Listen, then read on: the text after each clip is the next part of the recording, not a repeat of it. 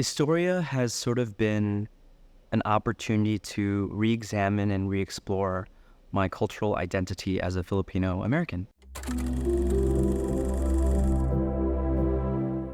Oftentimes, I've always felt disconnected with who I am, my heritage. I grew up in the Midwest, so I didn't really get the chance to be surrounded with so many Filipinos. And so when I recognized that there was an opportunity to dig a bit deeper to understand my roots and my identity, I quickly went. That opportunity was a trip with my cousins, all from the US on my mom's side. So all of us from San Francisco, Chicago, Florida, New York, Vegas. We all flew to my mom's hometown, Aligan City, in Mindanao. And we picked up our cousins, and then we took an entire U across the Philippines, retracing our ancestral roots. 20 of us in 2 pickup trucks, and we ended up just retracing where my grandmother's life had been and what she did throughout. And so there were a lot of amazing things that happened during that trip, one of which I accidentally discovered my great-grandfather's grave. Along the way, we were at the cemetery in Osamis City, and we were about to leave for our flight to go to Cebu. But something inside of me, after we said a prayer, told me that my great-grandfather was there. And so I found a bamboo stick and I started digging. In the Philippines, they bury their loved ones from bottom to top, as it's shown on the gravestone, instead of horizontal like we see here in the US. And so because my great-grandfather's grave hadn't been visited for quite some time, the shrubs, the grass, the weeds, they all had grown, covering his tombstone. And so when I had found the bamboo stick and I started digging, we started just finding the top of his tombstone. And his life dates back more than 100 years back, which is so crazy, in the 1800s. So it was just, going back to that moment and coming back from the Philippines, I came to the realization that I am so proud to be Filipino American. And I feel like that opportunity to retrace my roots over in the motherland really helped solidify this conflicting thought in my head of feeling culturally disconnected. And so I thought, after learning my own origin story, how can I do that with everyone else here in the US who feels disconnected from their heritage? And so by learning my own origin story, I wanted to embark on the origin story of our people. And Istorya was born.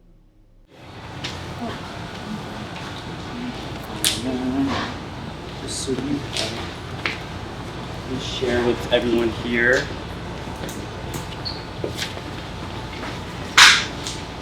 Share. All right, y'all. Well, thank you so much again for being here. I know this is you know the drill. Tuesdays, and this is the start of a new chapter, Sulu, and before we start, I just want you all to know that we have such support from the motherland. A lot of people are cheering us on, the communities that we're working with. And one of the things that we're actually, that I wanted to give to you from the motherland is this. It's a bulul. And so the bulul is a deity from the pre-colonial region where forbidden rice was made and harvested up in the Cordilleras region. And the bulul would protect the farmers from malevolent spirits and bad entities. And so the Food World Travel Ambassador to the Philippines, Clayton Garcia, had gifted us this, saying, "May the enchanted power of the bulul guard and bless you in celebrating Filipino food. Love, Clayton." And I just want you to know that you should be all proud of what you're doing. We're shedding light on a community that's, whose voice hasn't been heard in the Philippines. And so here we are being able to do that. So before we get started into the nitty-gritty things, I wanted to kick it off with Brazil. Grizel is going to be our restaurant manager, of course, as you know. So she'll be able to delineate some responsibilities and go over a few things. As her assistant, Ramon. I went to a Filipino night market where my manager and his wife had a pop-up bakery there. And then he told me about Walbor's actually ID before he even moved out here in Chicago, from Chicago. I think that's just how it started. I know Chef Kat actually reached out to me to see if I would be able to help as a server. And then I got connected with Walbert as well. And then since then it's just, what's that? The way that I got connected with Walbert is because he had just moved to Vegas from DC, I believe, and he slid into my LinkedIn DMs. He said, hey, I just moved to Vegas and I'm looking to connect with more creatives in town. I think he saw that my title on LinkedIn was a video strategist, something along those lines.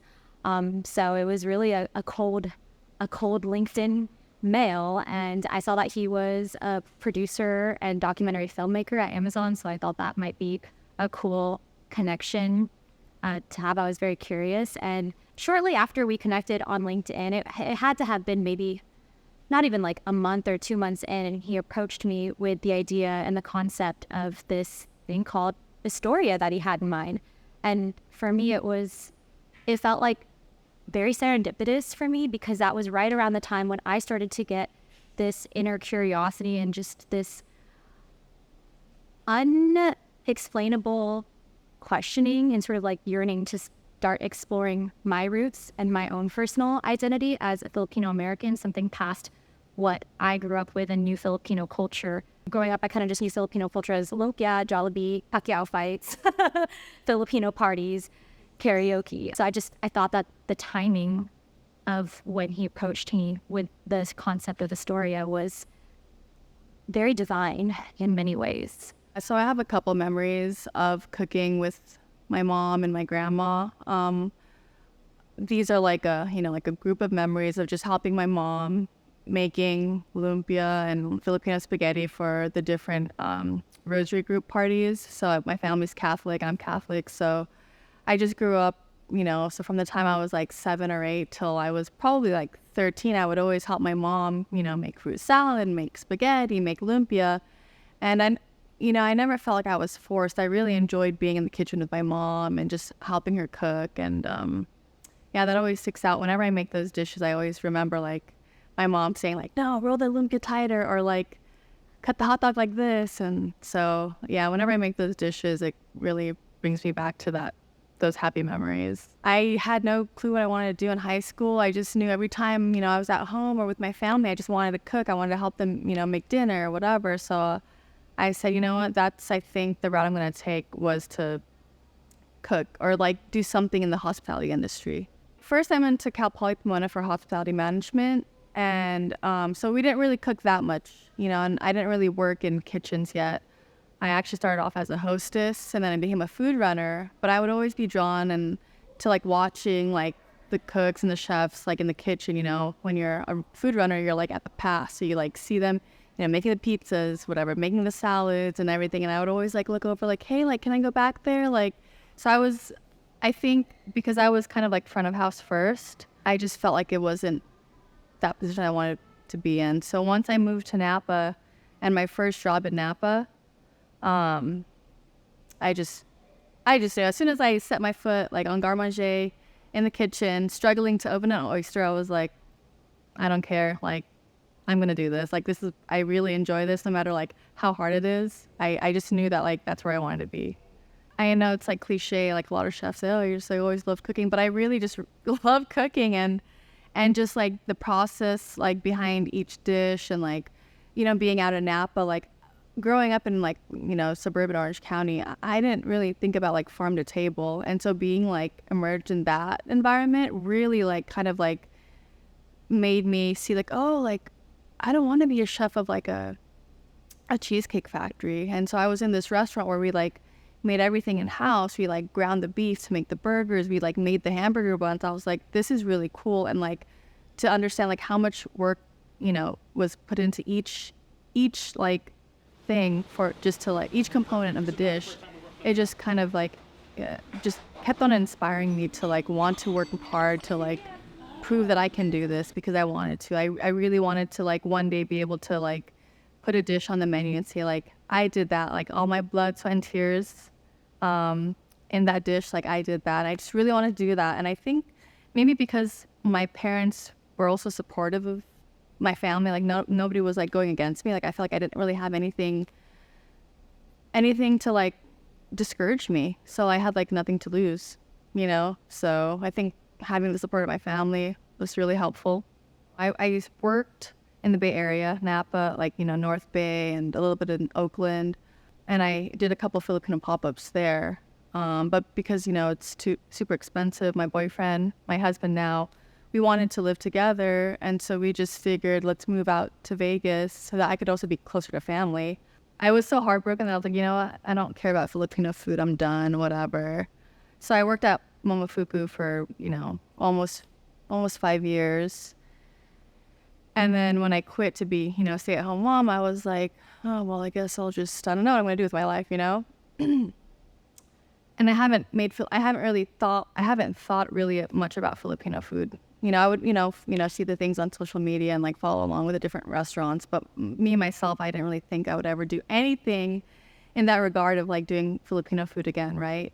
So when I got connected with Walbert, I don't know. I just thought like, man, it's been a while since I've even thought about me making Filipino food. So I said, why not? You know, I just quit my job.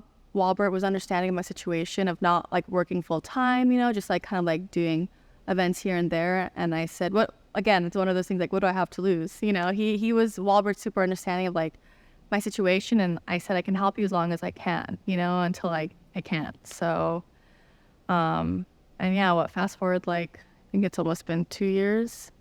And yeah, here we are. Yeah, so when Walbert approached me, I thought this was such a unique concept.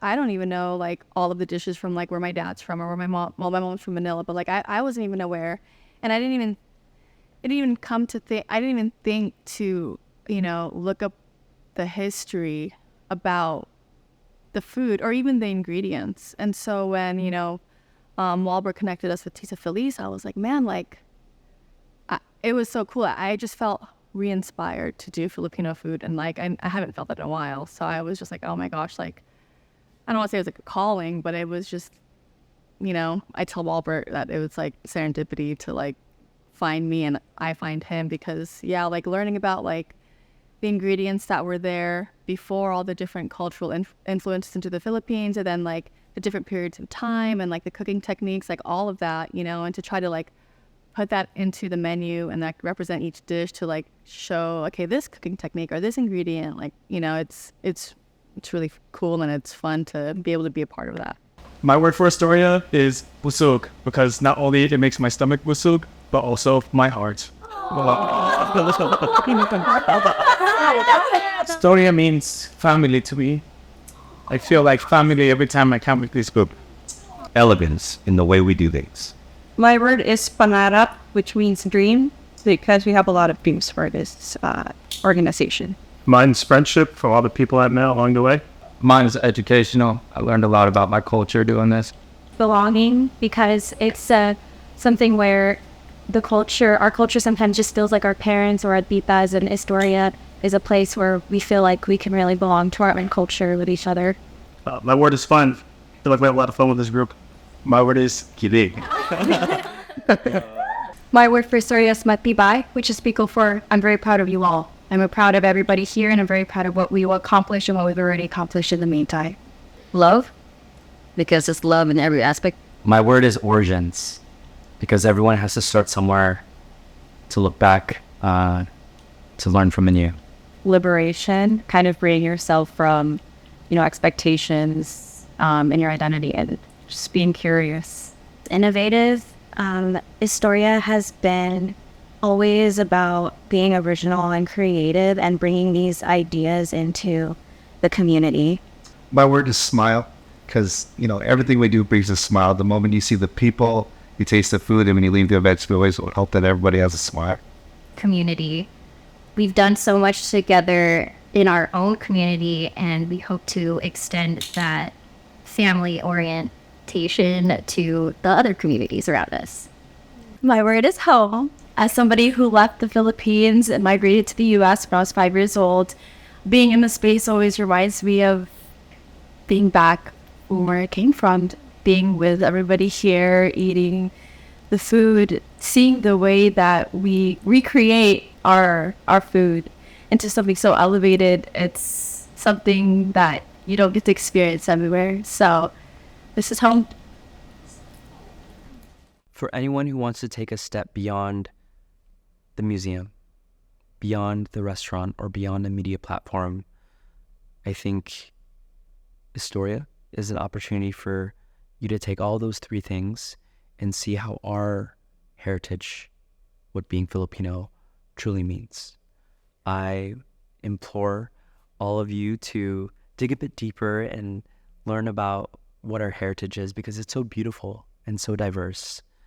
And so I invite you to rediscover what these Filipino roots are and understand that our story goes beyond the 7,000 islands. It goes generations, history, etc. Eating at an Istorya dinner is a preservation of our own history as a people, and I invite you to be a part of that.